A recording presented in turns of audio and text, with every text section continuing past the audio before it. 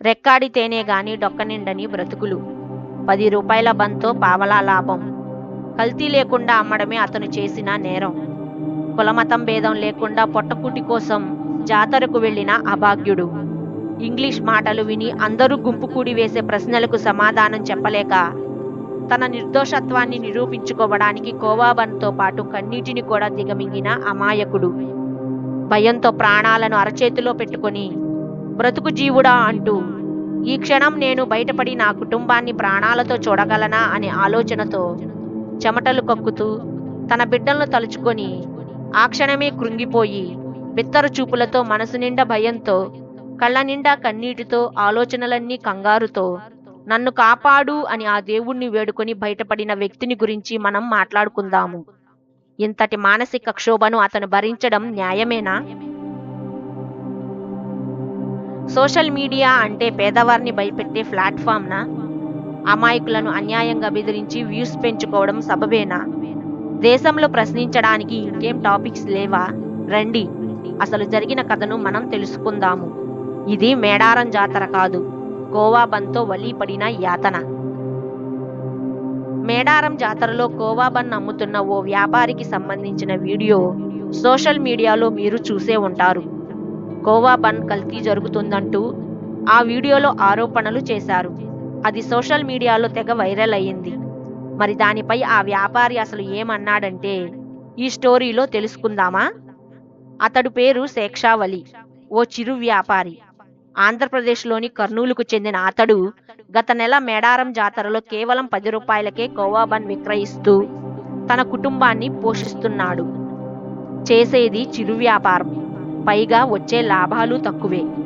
ఇక సోషల్ మీడియాలో వైరల్ అయిన వీడియో మీరు చూసే ఉంటారు. ఓ యూట్యూబర్ అతడి వద్దకు వెళ్లి కోవాబన్ నాణ్యతపై అనుమానాలు వ్యక్తం చేయడమే కాదు, తక్కువ ధరకు ఎలా అమ్ముతున్నావు, ఇందులో నాణ్యత లేదు, ఏదో కల్తీ చేసి ఉంటావంటూ ప్రశ్నలు సంధించాడు. ఆధార్ కార్డు ఎక్స్పైరీ డేట్ అడిగాడు. ఇంగ్లీష్లో మాట్లాడి భయపెట్టాడు అతడిని.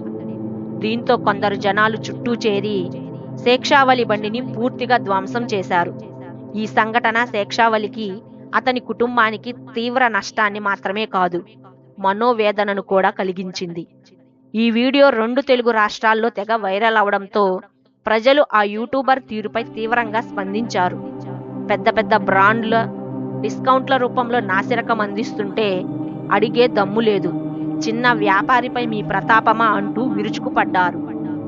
అలాగే పలువురు ప్రముఖులు కూడా ఈ వీడియోపై స్పందించి శేక్షావలికి మద్దతుగా నిలిచారు. ఇదిలా ఉంటే ఈ సంఘటనపై శేక్షావలి స్పందించాడు. మేడారం జాతరలో వందలాది మంది తనను చుట్టుముట్టి సరుకు నాణ్యతను ప్రశ్నించారని తెలిపాడు. ఆధార్ కార్డ్ ఎక్స్పైరీ డేట్ అడిగారని, ఇంగ్లీష్లో మాట్లాడి భయపెట్టారని చెప్పుకొచ్చాడు. సరుకు నాణ్యమైనదని నిరూపించడానికి వందల మంది ముందు తానే స్వయంగా కోవాబన్ తిని చూపించినట్లు, ఆ సమయంలో వాళ్లు సూటిపోటి మాటలను తట్టుకోలేక కన్నీళ్లు పెట్టుకున్నానని ఆవేదన వ్యక్తం చేశాడు. ప్రజలు తనను చెట్టుకు కట్టేస్తామని బెదిరించారని, చాలా భయపడ్డానని తెలిపాడు.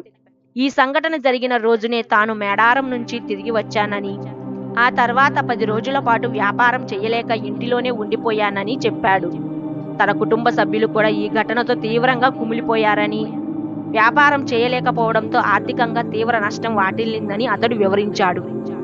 దాదాపు 1,00,000 రూపాయల విలువైన కోవాబన్లు ధ్వంసం అయ్యాయని, పెట్రోల్ ఖర్చులు కూడా కలిపి ఈ నష్టం జరిగిందని పేర్కొన్నాడు. అటు వలీ సోదరుడు జావేద్ మాట్లాడుతూ కల్తీ ఆరోపణలకు తోడు తాగుబోతులు కొందరు పుకార్లు వ్యాప్తి చేసి తమను ఇబ్బందులకు గురి చేశారని తెలిపాడు.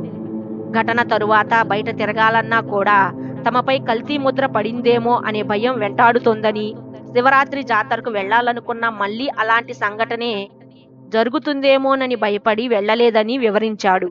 కుటుంబం నాణ్యమైన కోవాబన్లనే విక్రయిస్తుందని నిరూపించడానికి వలీ వెలుగోడులోని తన స్వగ్రామంలో కోవా తయారీ ప్రక్రియను చూపించాడు. 5 లీటర్ల స్వచ్ఛమైన బర్రెపాలు, 1.5 కిలోల చక్కెర, 1/4 కిలో బొంబాయి రవ్వ కలిపి కట్టెల పొయ్యిపై సుమారు గంట సేపు నిరంతరం కలుపుతూ 3 కిలోల కోవా తయారు చేస్తామని చెప్పాడు. ప్యాకెట్ పాలు కాకుండా తమ ఊర్లో సేకరించిన స్వచ్ఛమైన పాలను మాత్రమే ఉపయోగిస్తామని స్పష్టం చేశాడు. తమ కుటుంబం 80 సంవత్సరాలుగా కోవా తయారీలో ఉందని, తెలియజేశాడు. ఈ వ్యాఖ్యలు కేవలం వలీని మాత్రమే కాదు, తక్కువ లాభంతో నిజాయితీగా జీవనం సాగించే శ్రమజీవులందరినీ అవమానించడమేనని సోషల్ మీడియాలో వాదనలు వెల్లువెత్తుతున్నాయి. మొత్తానికి మేడారం జాతరలో ప్రారంభమైన ఈ ఘటన సోషల్ మీడియాలో పెద్ద చర్చగా మారింది. వివక్షను తిప్పికొడుతూ కులమతాలకు అతీతంగా వలీకి అండగా నిలుస్తున్న నెటిజన్లు ఆకలి ముందు మనం అందరం ఒక్కటే అనే సందేశాన్ని గట్టిగా వినిపిస్తున్నారు. ఈ వివాదం సోషల్ మీడియా ద్వారా రాష్ట్ర ఐటీ విద్యాశాఖ మంత్రి నారా లోకేష్ దృష్టికి వెళ్ళింది. దీనిపై ఆయన ఎంతో సున్నితంగా, అంతే శక్తివంతంగా స్పందించారు. వలీకి అండగా నిలుస్తూ లోకేష్ చేసిన ట్వీట్ ఇప్పుడు వైరల్గా మారింది. ప్రియమైన సోదరుడు వలీ, నువ్వు ఎదుర్కొన్న ఈ వివక్షకు నేను ఎంతో బాధపడుతున్నాను. సామరస్యానికి, సోదరభావానికి మారుపేరైన మన తెలుగు సమాజంలో ఇటువంటి మతపరమైన చిచ్చులకు తావులేదు. నేను త్వరలోనే నిన్ను కలిసి నీ ఫేమస్ కోవా బన్ను రుచి చూస్తాను. మేమంతా నీకు తోడుగా ఉన్నాం అని లోకేష్ హామీ ఇచ్చారు. నారా లోకేష్తో పాటు రాయలసీమకు చెందిన టీడీపీ నాయకులు, పలువురు సామాజిక కార్యకర్తలు వలీకి భారీ మద్దతు ప్రకటించారు. కేవలం ఒక చిరు వ్యాపారిని టార్గెట్ చేసి మత విద్వేషాలను ప్రేరేపించిన సదరు యూట్యూబ్ ఛానల్ నిర్వాహకులపై కఠిన చర్యలు తీసుకోవాలని, కేసులు నమోదు చేయాలని డిమాండ్లు వినిపిస్తున్నాయి. ఈ ఘటనతోనైనా సోషల్ మీడియాలో వ్యూస్ కోసం ఏదైనా చేసే డిజిటల్ క్రియేటర్లు తమ పరిధిని గుర్తించుకోవాలని విశ్లేషకులు హెచ్చరిస్తున్నారు. ఏదేమైనా ఒక సామాన్య వ్యాపారి వెనుక ప్రభుత్వం మరియు సమాజం నిలవడం ఒక ఆశాజనక పరిణామం. ఇదిలా ఉండగా మాజీ మంత్రి పరిటాల సునీత కుమారుడు, ధర్మవరం టీడీపీ ఇన్ఛార్జ్ పరిటాల శ్రీరామ్ సోషల్ మీడియాలో తన అభిప్రాయాన్ని స్పష్టం చేశారు. ఆకలికి కులం ఉండదు, ఆత్మగౌరవానికి మతం ఉండదు. కష్టపడి పనిచేసి కుటుంబాన్ని పోషించుకునే ప్రతి ఒక్కరిని గౌరవించాల్సిన బాధ్యత అందరిది. ఒక కోవా బన్ అమ్ముకునే పేద వ్యాపారి జీవితాన్ని ఇలా రోడ్డుపైకి లాగడం దారుణం. యూట్యూబ్ వ్యూస్ కోసం ఇలాంటి పనులు చేయడం తగదు. పేదవారి పక్షాన నిలబడాలి కానీ గొంతు నొక్కడం కాదు అంటూ ఆయన ఘాటుగా స్పందించారు. సోషల్ మీడియాలో వలీకి లభిస్తున్న మద్దతు మానవత్వం ఇంకా బ్రతికే ఉందని సూచిస్తుందని కూడా వ్యాఖ్యానించారు. అదే సమయంలో నంద్యాల ఎంపీ బైరెడ్డి శబరి కూడా వలీకి అండగా నిలిచారు. తక్కువ ధరకు నాణ్యమైన ఆహారం అందించాలనే ప్రయత్నాన్ని అభినందిస్తూ మతం అనుమానాల పేరుతో చిన్న వ్యాపారులను వేధించడం సరికాదని ఆమె స్పష్టం చేశారు. ఇదిలా ఉండగా అసదుద్దీన్ ఓవైసీ వంటి రాజకీయ సినీ ప్రముఖులు వలీకి మద్దతు పలుకుతూ సోషల్ మీడియాలో పోస్టులు పెట్టారు. ఇప్పుడు సోషల్ మీడియా మొత్తం కోవా బన్ చుట్టే తిరుగుతుంది. బీబీసీ మొదలు ఏపీలోని రాజకీయ పార్టీలు కూడా కోవా బన్ గురించే మాట్లాడుతున్నాయి. ఈ క్రమంలోనే జనసేన పార్టీ నేత నాగబాబు కోవా బన్ మ్యాటర్లోకి ఎంటర్ అవ్వడం, బాధితుణ్ణి కలవడం ఇప్పుడు ఏపీలో హాట్ టాపిక్ అవుతుంది. తాజాగా ఏపీ ఎమ్మెల్సీ ప్రముఖ సినీ నటుడు నాగబాబు వలీని కలిశారు.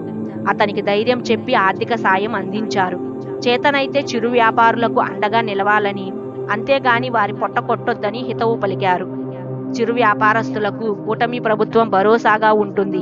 పొట్టకూటి కోసం, కుటుంబ పోషణ కోసం కోవా బన్ అమ్ముకుంటున్న సాధారణ పౌరుడిని కొందరు భయాభ్రాంతులకు గురి చేయడం మంచి పరిణామం కాదు. ఈ సంఘటన తరువాత చాలా మంది చిరు వ్యాపారులు ఆందోళనకు గురవుతున్నారు. ఈ సంఘటన కారణంగా శివరాత్రికి వలీ వ్యాపారం చేసుకోలేని పరిస్థితి ఏర్పడింది. అందుకే ఆ వ్యక్తి బాధను అర్థం చేసుకుని వ్యక్తిగతంగా 25,000 రూపాయల ఆర్థిక సహాయం అందించాం. చిరు వ్యాపారులు విక్రయించే ఆహార పదార్థాల నాణ్యతను పరిశీలించడానికి ఫుడ్ సేఫ్టీ అథారిటీలు ఉన్నాయి. ఏదైనా సందేహం ఉంటే సంబంధిత అధికారులను సంప్రదించవచ్చు.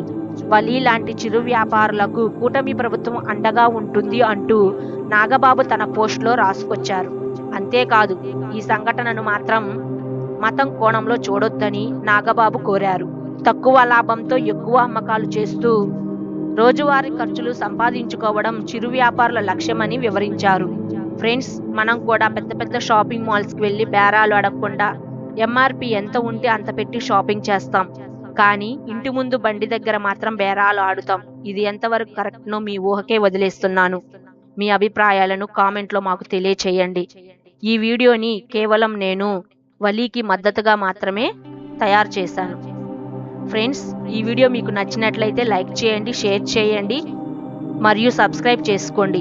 ఎల్లప్పుడూ మీ ప్రేమని సపోర్ట్ ద్వారా మాకు తెలియచేయండి.